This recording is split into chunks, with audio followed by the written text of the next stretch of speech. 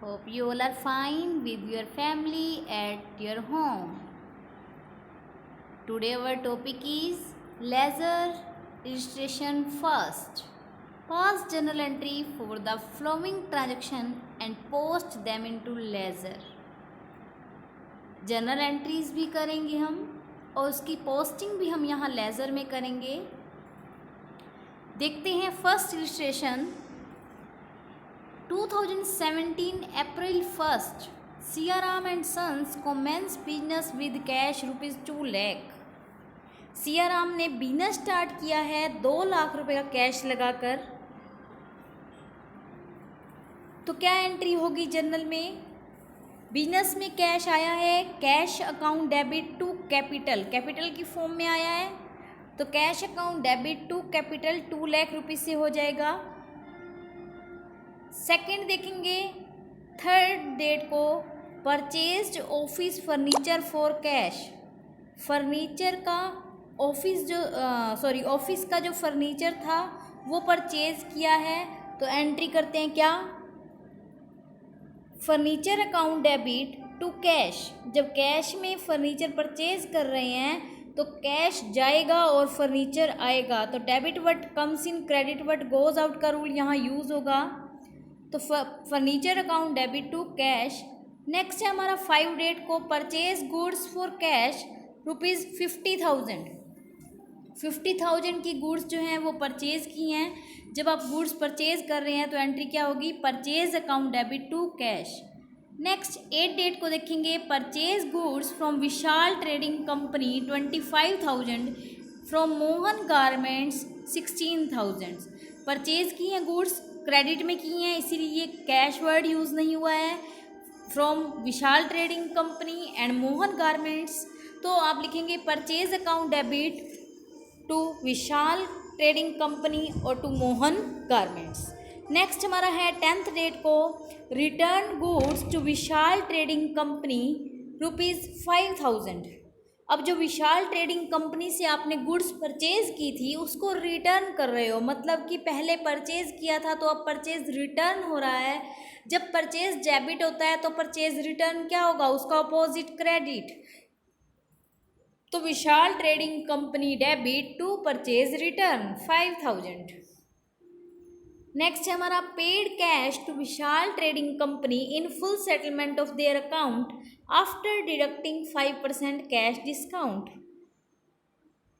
विशाल trading company को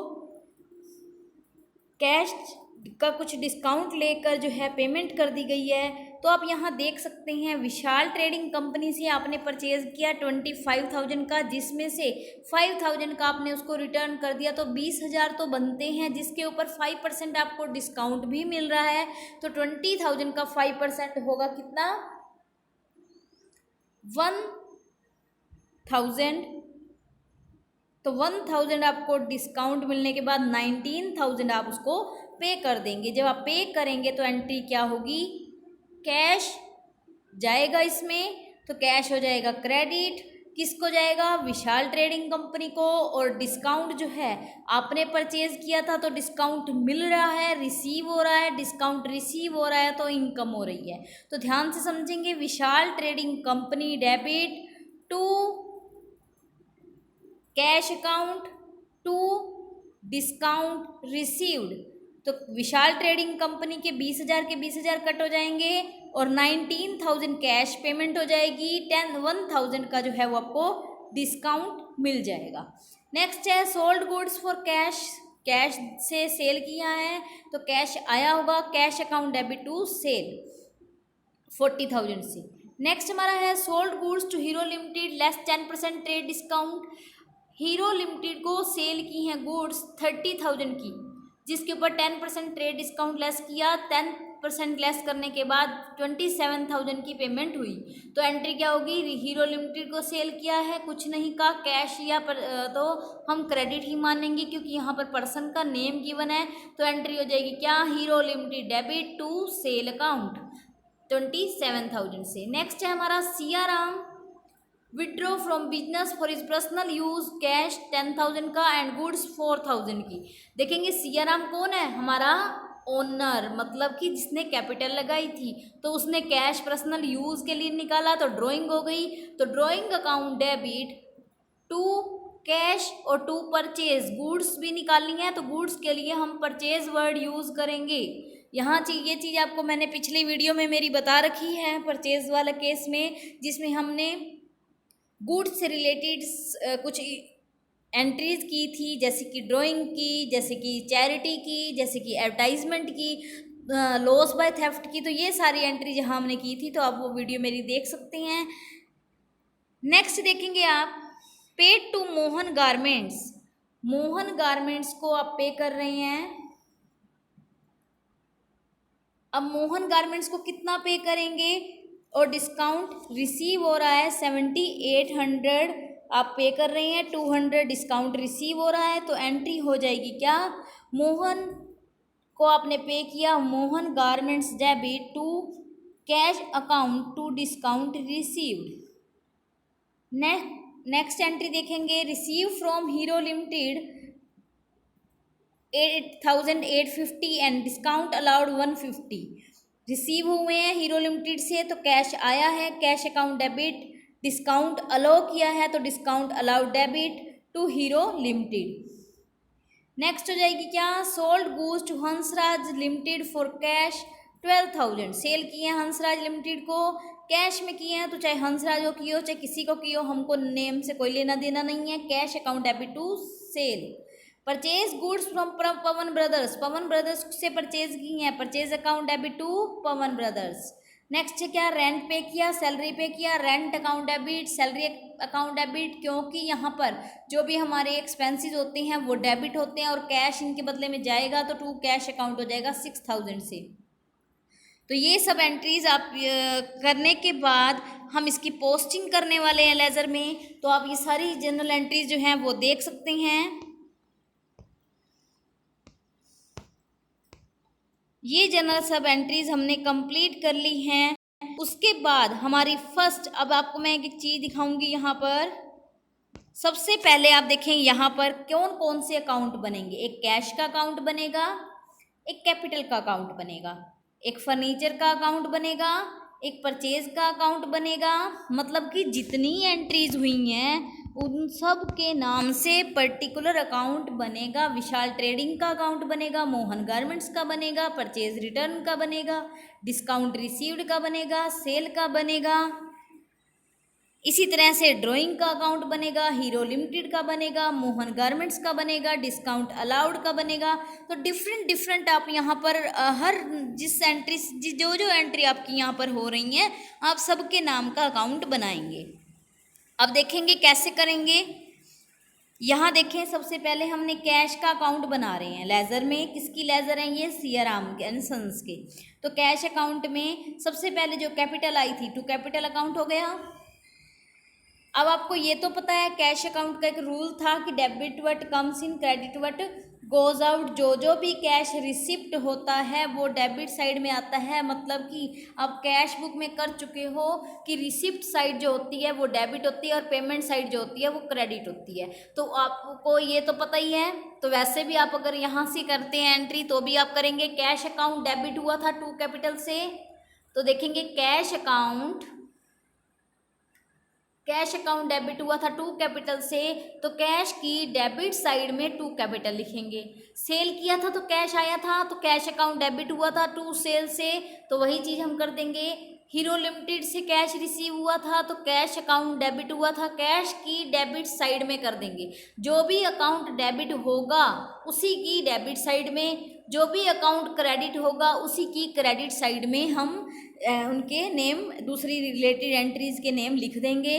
अब देखेंगे यहाँ हमने जो भी पेमेंट वाली थी, मीन्स जिनको हमने पेमेंट किया था, जहाँ जहाँ हमारा कैश क्रेडिट हुआ था वो सारी लिख ली हैं। अब देखिए आपको यहीं पर मैं दूसरी दिखाती हूँ, कैश और कैपिटल वाली देखेंगे। देखें यहाँ cash account debit to capital की एंट्री हुई थी। अब देखो कैपिटल का अकाउंट क्या हुआ था, क्रेडिट। अब देखो कैपिटल के क्रेडिट साइड में दूसरा बाय कैश लिख देंगे। इसी तरह से कैश का अकाउंट और सेल के अकाउंट में क्या हुआ, फर्नीचर के अकाउंट में क्या हुआ, देख सकते हैं। कैश अकाउंट क्रेडिट हुआ है फर्नीचर से, इसका मतलब फर्नीचर क्या हुआ था, डेबिट। तो फर्नीचर की डेबिट साइड में आपको टू कैश लिखा हुआ मिलेगा। देखें, ये देखिए, इस तरह से हम सारी एंट्रीज जो हैं वो कर लेंगे। पर्टिकुलर अकाउंट बनाकर हम सारी एंट्रीज कर लेंगे। उसके बाद जो बात आती है वो क्या है,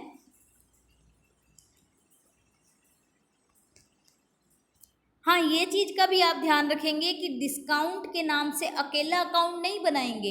अगर डिस्काउंट रिसीव्ड है तो रिसीव्ड हमारी इनकम होती है, तो डिस्काउंट रिसीव्ड अकाउंट बनाएंगे, और डिस्काउंट अलाउड है तो डिस्काउंट अलाउड के लिए डिफरेंट अकाउंट बनाएंगे। नेक्स्ट है हमारा closing and balancing of accounts.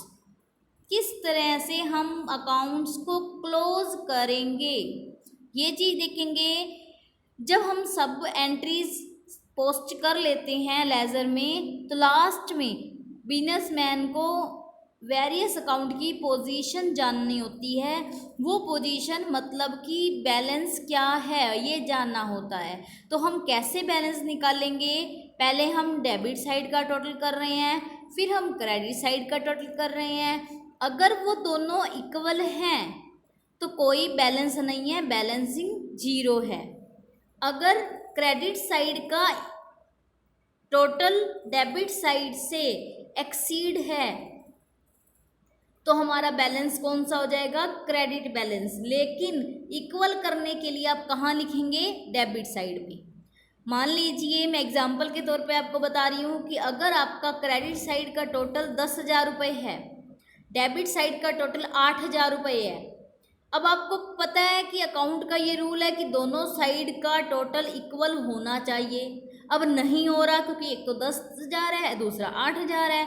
तो आप क्या करेंगे, 2,000 का जो डिफरेंस है ना, वो 2,000 का डिफरेंस आप डेबिट साइड में लिख देंगे और टोटल इक्वल करके डबल लाइन कर देंगे। अब आपको पता है कि ये 2,000 रुपये आपने जानबूझकर लिखे हैं क्योंकि ये बैलेंसिंग किया है। अब देखो, जो बैलेंसिंग करते हैं वो हमारा डिफरेंस दिखाता है कि इतने रुपए हमने या तो लेने हैं या देने हैं। 10,000 रुपये की चीज़ खरीदी थी, 10,000 रुपये का टोटल बैलेंस हो गया, 8,000 अभी तक आए हुए हैं, तो इसका मतलब क्या है, मतलब पे करे हुए हैं, तो 2,000 अभी और करने हैं। तो इस तरीके से क्रेडिट बैलेंस क्या दिखाएगा कि हमने कितने से कितना लेना देना जो भी होगा उस अकॉर्डिंग। तो 2,000 रुपीज़ का जो बैलेंस दिखा रहा है यहाँ पर, तो वो 2,000 किसकी वजह से आया, क्रेडिट साइड की वजह से। लिखा कहाँ पर, इक्वल करने के लिए डेबिट साइड में। तो कौन सा बैलेंस होगा, क्रेडिट बैलेंस। कुछ बच्चे क्या कर देते हैं, जौन सी साइड पर लिखा होता है इक्वल करने के लिए उसी को उस साइड का बैलेंस मान लेते हैं। ये चीज़ ध्यान में रखेंगे आप कि क्रेडिट साइड की वजह से, क्रेडिट साइड का टोटल एक्सीड होने की वजह से आपने इक्वल करने के लिए डेबिट में लिखा था, लेकिन वो बैलेंस डेबिट बैलेंस नहीं कहा जाएगा, वो क्रेडिट बैलेंस कहा जाएगा। ये चीज़ का ध्यान रखेंगे। जब हम करेंगे तो हमें और अच्छे से क्लियर हो जाएगा। सेम इसी तरह अगर डेबिट साइड एक्सीड होती है तो हम क्रेडिट साइड में भी वही थिंक करेंगे और डेबिट साइड का बैलेंसेस कहा जाएगा। तो पर्सनल अकाउंट, रियल अकाउंट और नॉमिनल अकाउंट सबको पता है डिफरेंट डिफरेंट अकाउंट हैं। तो डिफरेंट मेथड हैं इनको निकालने के, अकाउंट्स के मतलब कि कैलकुलेट करने के, बैलेंसिंग के। तो सबसे पहले हम पर्सनल अकाउंट को क्लोज करने की बात कर रहे हैं यहाँ। From the balancing of these accounts, we can ascertain as to how much amount is owing from each individual customer and how much amount is owed to each individual creditor। कितनी amount हमने किसी debtor से लेनी है और कितनी किस creditor को पे करनी है, इसका रिकॉर्ड जो है हम अपने पर्सनल अकाउंट से ले सकते हैं, क्योंकि पर्सनल अकाउंट में ही पर्सन्स के अकाउंट बनाए होते हैं और किससे कितना लेना है कितना देना है वो पर्सन ही हैं। तो उसलिए हम पर्सनल अकाउंट की बैलेंसिंग करेंगे। If A personal account show A debit balance, it indicate the amount owing from him. On the contrary, if a personal account show a credit balance, it indicate the amount owing to him।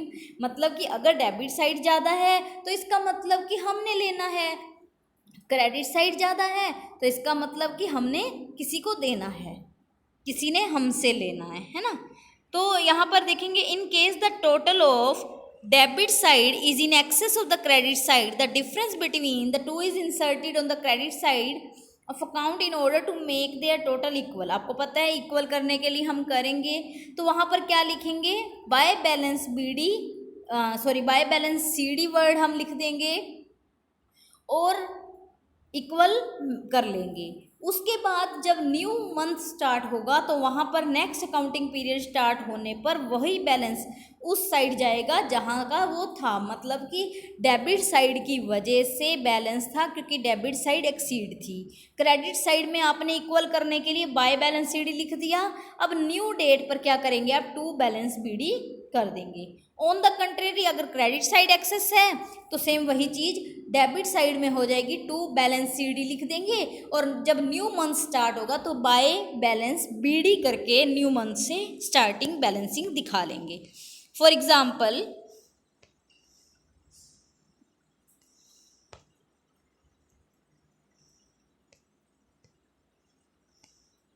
और उसके बाद हम उसको final account में जो है वो trial balance में ट्रांसफ़र कर देते हैं।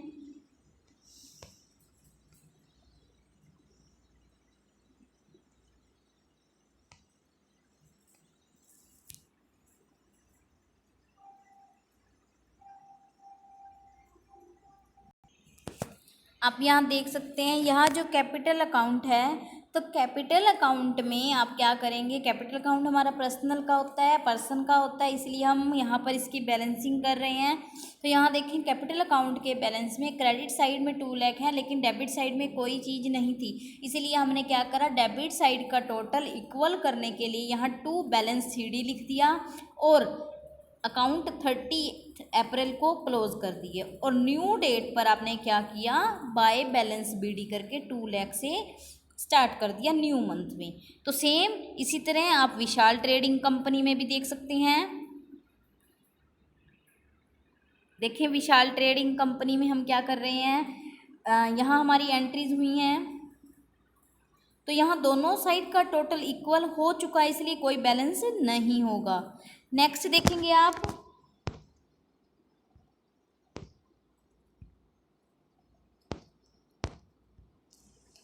मोहन गारमेंट्स का हम बताएंगे। यहाँ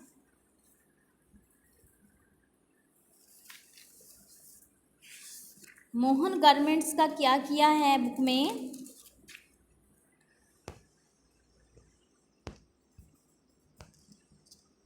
वो पिक्चर नहीं आ पाई।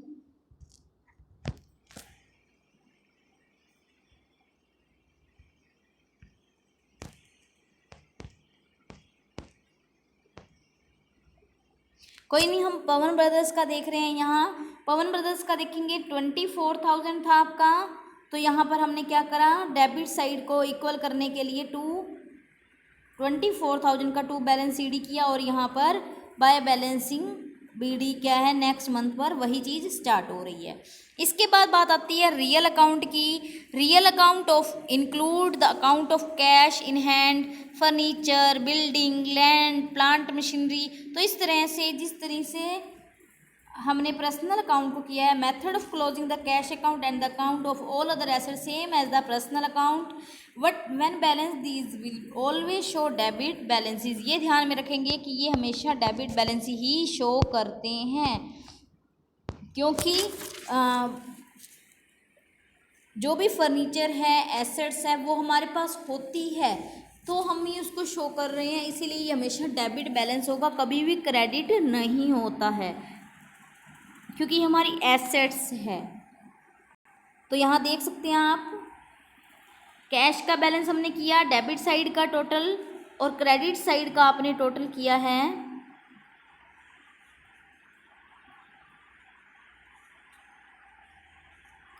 कैश के डेबिट साइड का टोटल जो भी था और क्रेडिट साइड का टोटल जो है वो है 1,12,600। तो यहाँ जब हमने बैलेंस किया तो वो क्या आ रहा है 148, मतलब कि इसका जो टोटल है वो है 2,60,850, इसका टोटल है 1,12,600। तो हम जब इसमें से डिफरेंस माइनस करेंगे तो हमारा कितना आ जाएगा, 1,48,050। तो यहाँ पर देखेंगे आप, यहाँ बैलेंस इक्वल करने के लिए लिख दिया, उसके बाद न्यू मंथ पर न्यू डेट पर टू बैलेंस बीडी कर देंगे। अब देखो कौन सी साइड इक्वल करने के लिए लिखा, क्रेडिट साइड इक्वल करने के लिए।